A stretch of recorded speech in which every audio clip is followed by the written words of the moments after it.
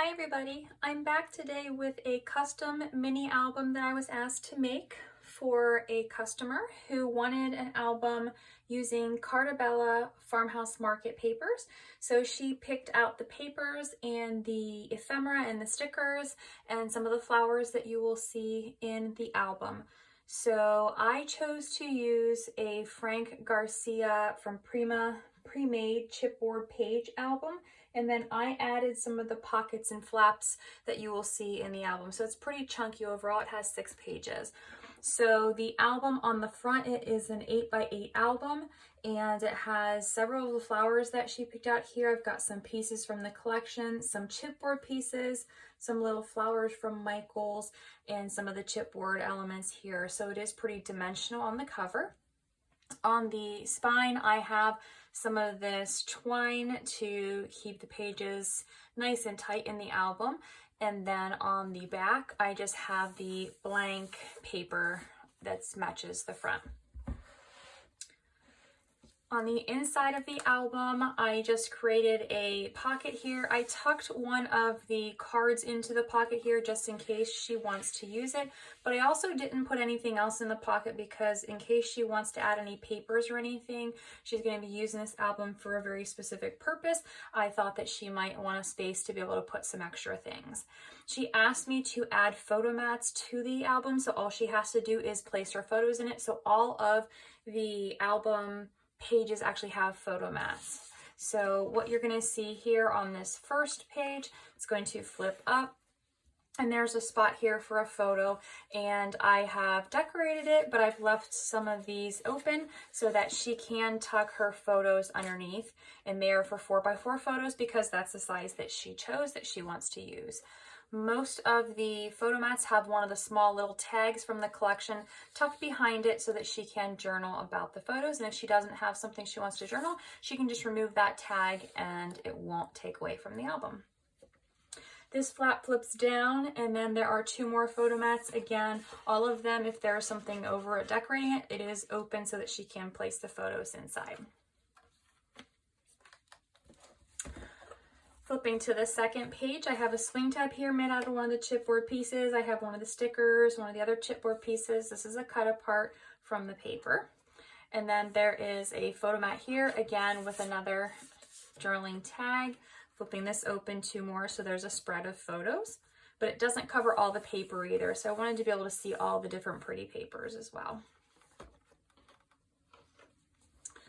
On this next page here, we have a flip up that just has spot for 2 photos, and then the journaling tags in there as well. On the next page, we have room for 1 photo here, and she asked for just a couple of inserts that could pull out of the album. She wanted most of them to remain in the album. So I have a photo mat here that she can place a photo. Again, this is open. There's a journaling card there, and then another one on the back, so she can place 2 photos on that.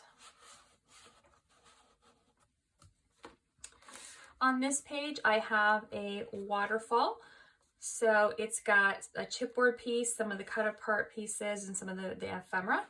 And then there on each of them, there is the pattern paper on the front, and then just room for the photo on the back side. And each one's just lightly decorated with something just to give it a little bit more of decoration. But then she will have some extra leftover stickers that once she puts the photos in, she can add more decoration to them as well. I think that's really a best way to do it once you have the pictures in, to finally finish decorating it in that way. So there's not a lot of other stuff so that she can add to it. On this page, this is the center of the album, and so it is a mirror image of each other. So I've got some chipboard pieces here. I've got 2 of the journaling cards, some of the flowers, some of the stickers from the collection, and then ties for each of the pages.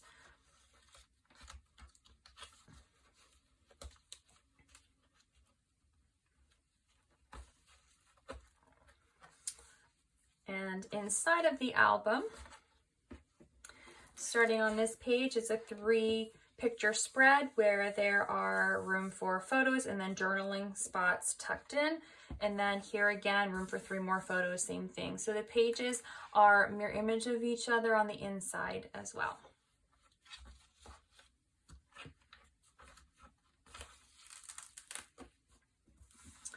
On this next page, I have one of the cut apart pieces. I have some of the chipboard pieces, one of the flowers. This flap is magnetized to hold everything closed. There's room for a photo here. And then on the back of this, there's room for a photo and room for a photo here. And then if she wants to add some more of the stickers and other things, she can also embellish this a little bit more too. On this next page, I have another one of the cut apart pieces. I have one of the chipboard pieces as a swing tab and a chipboard piece here. And this opens up so that there is a spot for a photo there. And then it opens down and there's a spot for a photo here and then one in the center. On the next page, these are on a brad that will swing. So this one is just decorative. And then below that, there is room for a photo here. I didn't put any type of decorations because I didn't want anything to get caught. I also left these open, so if she wants to add journaling cards, there's a couple in the back of the book that she can add those in there. And this one swings again, and there is another photo mat here. Again, it's open on the side, and then there is a final photo mat here on the back that is in the album, and I didn't put anything, but if she wants, when she has the photo down, if there's still space, she can add some of the really flat embellishments to decorate this, and then one of the tags here behind this one. All of these chipboard pieces just help to keep these from flipping once you start to turn the pages, so these actually hold the pages so that they stay in place. This is another one of the chipboard pieces, and this one is too. It's a swing tab, so it swings down. And then there's room for a photo here, room for a photo in the center, and then room for a photo down at the bottom. This page also has a pocket on the side, so it has another pull-out mat, so room for 2 photos on that photo mat. And throughout the album, what I did was I made the left side mostly in the pinks, the right side mostly in the teals, and then I offset the different photo mats with the different colors because she wanted the different colors, not just the pink color or not just the teal color.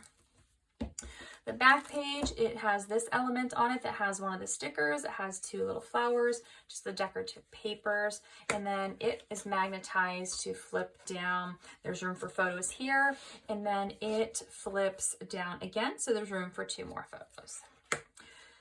And then the back side has another pocket, and what I just did was I left the 4 extra tags that I have. So in some of those others, like I showed on the one with the brad, there are open spots that she can tuck some of these tags if she wants to journal on those too. If not, she has a pocket where she can also just add some additional paper, some additional photos or loose things. So she has a lot of options here.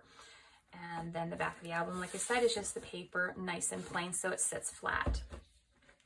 So this album, as it is matted right now, has room for 40 photos. She asked me to make an album that held anywhere between 20 and 40 4x4 photos, and that's what I did. So I hope she has plenty of room to store her photos and extra room if she chooses to add some additional things.